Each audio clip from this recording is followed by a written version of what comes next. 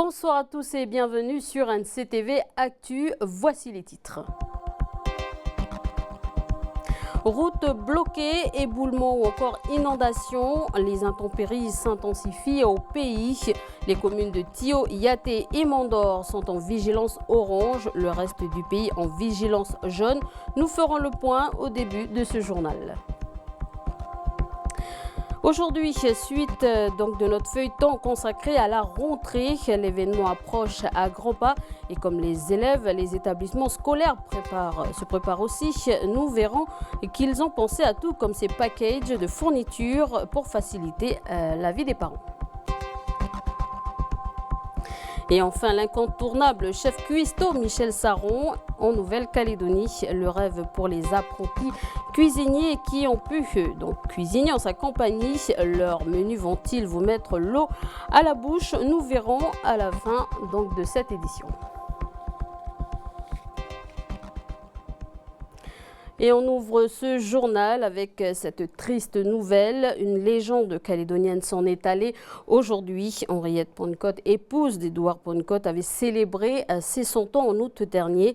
Elle est décédée ce matin à Nouméa. Ensemble, ils ont bâti un empire commercial dont la première pierre a été la librairie Poincotte. L'histoire de ce couple a donné lieu à un livre intitulé Wanachor, mon amour, donc paru l'an dernier.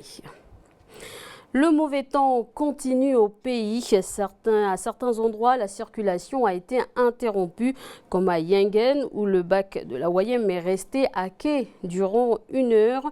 Toujours à Yingen, des éboulements au niveau de la tribu de Tenem. L'équipe de la direction de l'aménagement et du foncier est intervenue ce matin pour déblayer. Et dans la vallée, la route de Okulna est glissante mais praticable avec prudence. À Kanala, cette fois-ci, la cellule de crise est activée. Les tribus de Aouli et Boaken sont bloquées depuis cet après-midi. Vigilance orange, forte pluie et orage est déclenchée dans les communes de Tio, Yaté et Mandor. Le reste du pays reste en vigilance jaune, donc avec des vents violents à l'île des Pins. Comment va évoluer la situation? On écoute Luc Maître-Pierre au micro de Duke Menango.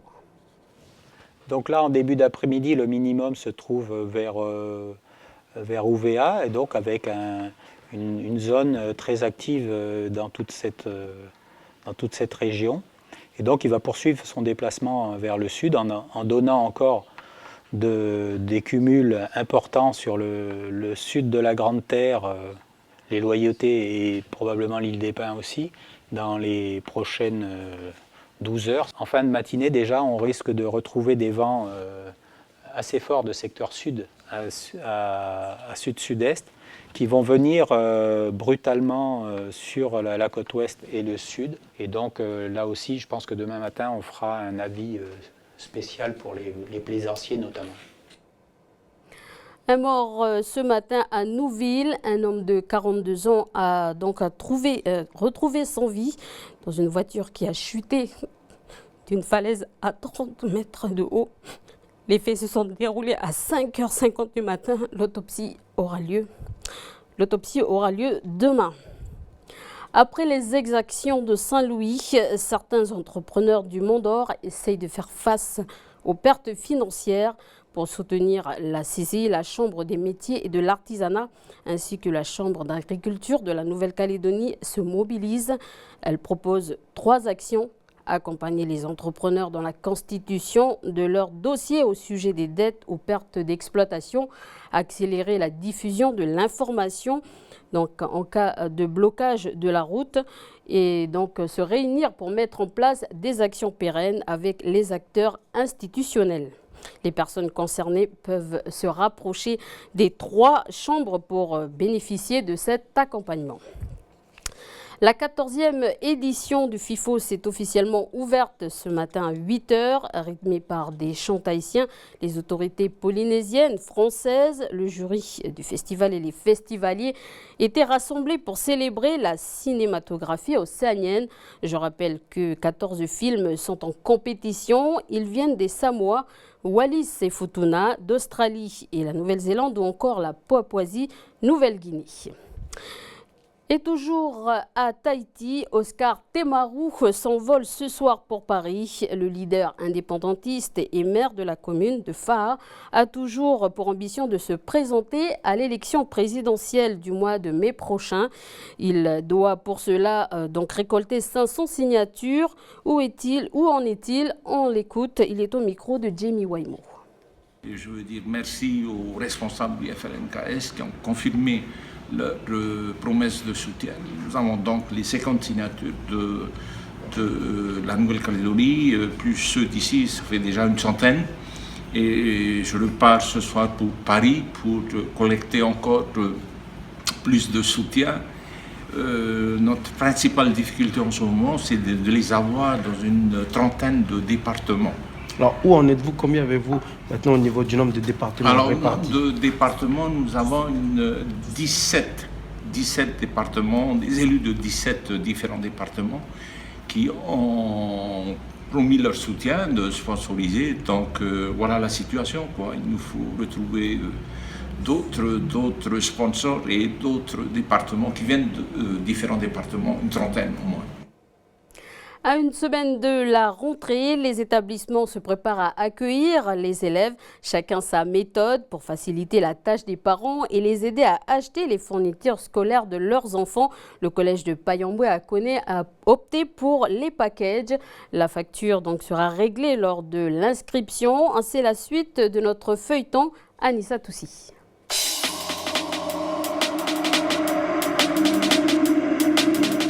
Un compas, une calculatrice, un pack avec des feutres, les surligneurs,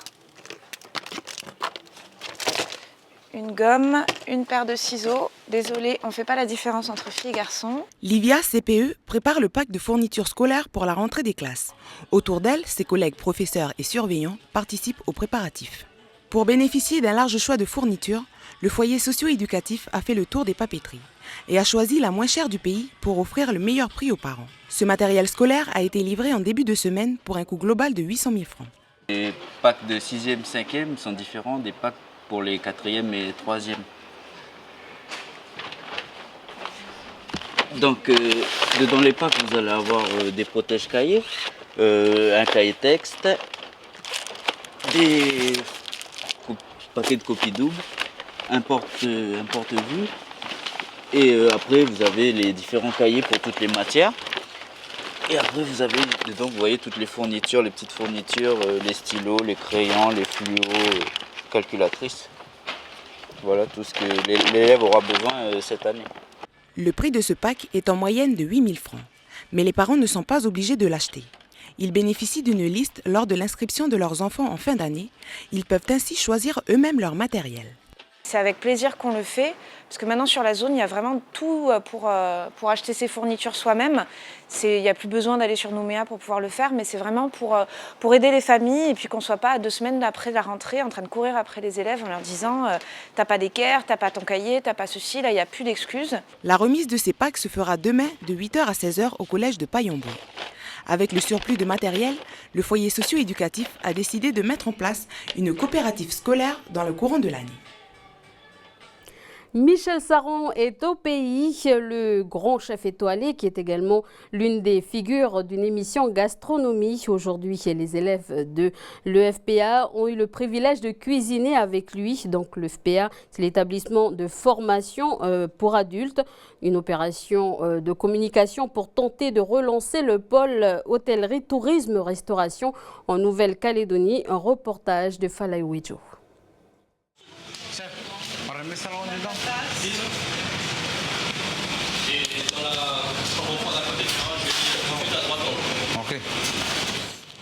Noël Kouaté suit une formation à l'EFPA depuis 5 mois.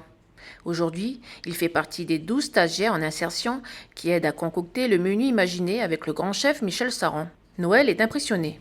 C'est bon, hein. C'est pas tous les gens qui veulent travailler avec lui, mais ils payent.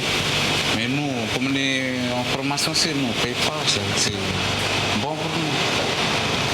Voilà. Et voilà, c'est pas tout le temps qu'on voit des chefs étoilés aussi.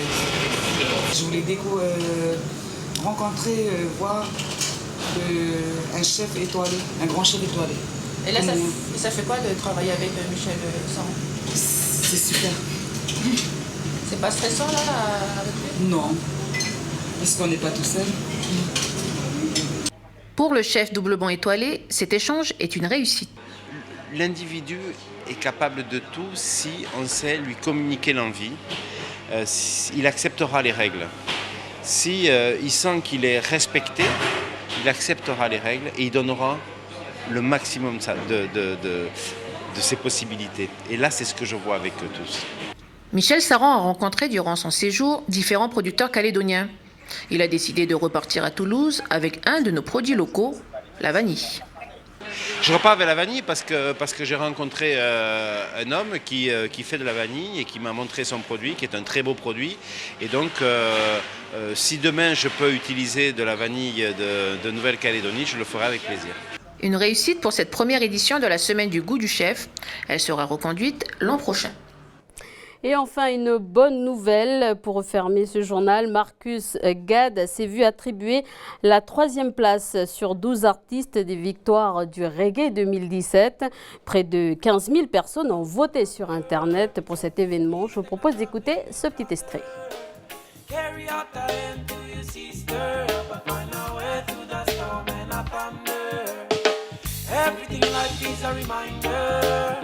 Never neglect a tear nor laughter. Don't you know that love is a mother? Don't you know that love is a mother? It's a big mistake not loving your brother. Carry out the hand to your sister, but find a way through the storm and the thunder. Voilà, c'est en musique que s'achève cette édition. Merci de nous avoir suivis. Merci à l'équipe de la rédaction qui m'a aidé à réaliser ce journal. Je vous souhaite une très bonne soirée sur NCTV.